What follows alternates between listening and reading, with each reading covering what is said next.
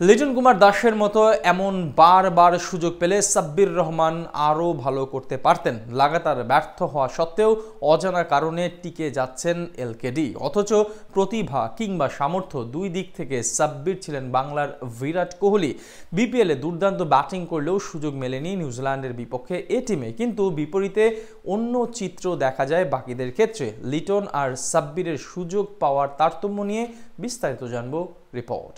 বর্তমানে টাইগার স্কোয়াডে সবচেয়ে বিতর্কিত নাম লিটন কুমার দাস। বিশেষ করে ওয়ানডে স্কোয়াডে তার থাকা নিয়ে প্রশ্ন উঠছে বারবার। টানা ব্যর্থ হয়েও অজানা কারণে টিকে যাচ্ছেন তিনি। শেষ 6 ম্যাচে 4 বার ডাক মারার পাশাপাশি করেছেন মাত্র 6 রান। এমন পরিসংখ্যান নিয়েও নিয়মিত সুযোগ পাচ্ছেন এই উইকেট কিপার। তাই স্বাভাবিকভাবে প্রশ্ন উঠছে, কেন লিটনকে এত সুযোগ দিতে চায় নির্বাচক প্যানেল? যদি প্রতিভার বিবেচনায় জায়গা বরাদ্দ পান তিনি, তাহলে সেদিক থেকে কি দোষ করেছিলেন সাব্বির রহমান? কেননা পরিসংখ্যান বিবেচনায় লিটনের চেয়ে ঢের এগিয়ে এই পাওয়ার হিটার। বাংলাদেশ ক্রিকেটের এযাবৎকালে অন্যতম সেরা আবিষ্কার সাব্বির রহমান। অপার সম্ভাবনা ও প্রতিভা নিয়ে আন্তর্জাতিক ক্রিকেটে আগমন হয়েছিল তার। এমনকি বাংলাদেশের জার্সি গায়ে সেটা প্রমাণও করেছেন এই পাওয়ার হিটার। 2017 সালে সাব্বিরের খেলা দেখে ওজি কিংবদন্তি স্পিনার নাথান লায়ন তাকে সম্বোধন করেন বাংলার বিরাট কোহলি নামে। কিন্তু অকালে অল্প সময়ের ব্যবধানে হারিয়ে যান তিনি। 2019 সালের পর আর কখনোই ফিরেননি জাতীয় দলের স্কোয়াডে।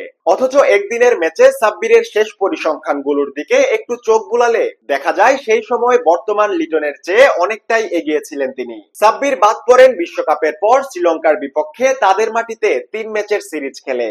অথচ সেই সিরিজের প্রথম ম্যাচে 60 রানের এক নান্দনিক ইনিংস উপহার দেন তিনি। আগের ম্যাচে বিরাট কোহলিদের বিপক্ষে করেন 36 রান। শেষ 4 ম্যাচে তার রান ছিল 114, যেখানে সবগুলো ছিল বিদেশের মাটিতে। এছাড়া সাব্বির যেই বছর বাদ পড়েন অর্থাৎ 2019 সালে 50 ওভারের ফরম্যাটে 11 ইনিংস ব্যাট করে 279 রান করেছেন পাক্কা 31 গড়ে। বর্তমানে 6 নম্বর পজিশন নিয়ে সমস্যায় বাংলাদেশ। সেখানে সাব্বির 19 ইনিংসে করেছেন 534 রান, গড় ছিল প্রায় 33.5। এবার একটু লিটন দাসের পরিসংখ্যান বিবেচনা করি। সেখানে দেখা যায় শেষ 6 ম্যাচের 4টাতেই 0 রানে আউট হয়েছেন লিটন। সবশেষ 8 ম্যাচ ধরে 2 অঙ্কে পৌঁছাতে পারেন না তিনি। গত বছর তার গড় ছিল 1.20 রান ইনিংস প্রতি। তবুও বারবার সুযোগ পেয়ে যাচ্ছেন এই ব্যাটার। এমনকি চলমান লঙ্কা সিরিজে তাকে নামানো হচ্ছে মিডল অর্ডারে, সেখানেও প্রমাণ করতে পারেননি নিজেকে। তার এমন বারবার সুযোগ পাওয়া নিয়ে তাই স্বাভাবিকভাবে প্রশ্ন উঠছে ভক্তদের মনে। লিটনের সামর্থ্য বা প্রতিভা নিয়ে কারো প্রশ্ন ছিল না কোনোদিন, কিন্তু শুধু প্রতিভার বিবেচনা করলে এদিক থেকে সাব্বির রহমানও সুযোগ প্রাপ্য ছিলেন।